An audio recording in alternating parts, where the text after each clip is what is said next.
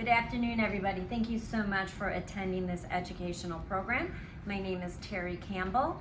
The topic that we're going to cover today is emergency vaginal delivery. The domain that we're going to use is psychomotor, so I will be physically showing you how to deliver these babies. The objective is all of the participants are going to be able to demonstrate the 6 steps of emergency vaginal delivery. And the strategy that we're going to use is a combination of flipped classroom, demonstration, and simulation. So as learners, you're all very experienced flight crew members that have anywhere between 5 and 15 years of education. But despite your great clinical experience, most of you have very little formal high-risk OB experience. In a pre-needs assessment that I sent out a month ago, you had identified that high-risk OB topics were the transports that gave you the most concern, and you specifically identified knowledge deficits related to the actual emergency delivery.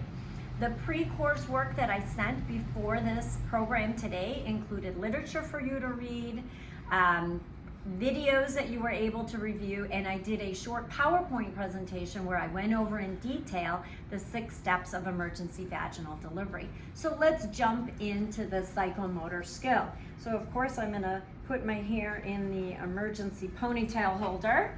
I'm going to make sure that we have appropriate BSI, because one of the #1 rules in emergency medicine and EMS is if it's wet and not yours, don't touch it. Exactly. Okay, so the very first step is going to be hand placement. So I'm going to put my, I did not introduce my primary actress. This is Vaginal and this is Cletus the fetus.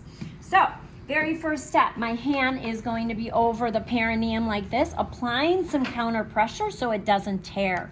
As the baby's head is crowning, my hand is gently placing here, not to stop the delivery, but to slow the descent.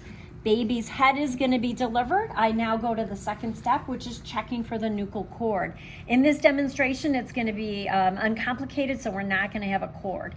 If we did, I would simply slide it over the baby's head.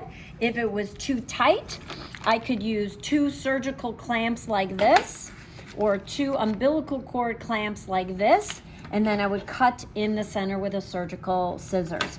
Now, when the baby's head is out, the head is the widest diameter for most neonates, but in this plane and in this position, the baby's shoulders are actually too wide to fit through the pelvic bones. Think of the baby fitting through like a key into a lock. So the baby, the third step is the baby is gonna make an internal rotation like this. Now you can see my hand placement is over the baby's ears and over the baby's shoulders. My 4th step, I'm going to apply gentle traction down. I'm going to deliver that anterior shoulder. My 5th step is I'm going to gently lift up and deliver the posterior shoulder, but I have to warn you, as soon as you do that, you're going to get an armful of baby, which is the 6th step, which is pulling the baby into you. 5th step, deliver up, and then 6th step, pull the baby into yourself like this. Now, to quickly review the 6 steps, first step is going to be hand position over the perineum and on the crown. Second step, checking for that nuchal cord. Third step, assisting with that internal rotation. 4th step, gentle traction down to deliver the anterior shoulder. 5th step, gentle pressure up to deliver the posterior shoulder. 6th step, pulling the baby into you. Now, are there any questions? Okay, so now what we're going to do is we're going to turn this around. You're going to have an opportunity to teach me as well as your peers, but we're going to make it more interesting. It's going to be an unfolding case scenario where I'm going to intentionally throw in some complications and some barriers. But don't worry, you're going to be able to apply your critical thinking, your critical problem solving skills, and by the time we're done practicing these deliveries, you're going to have tremendous confidence with this skill. Let's get started.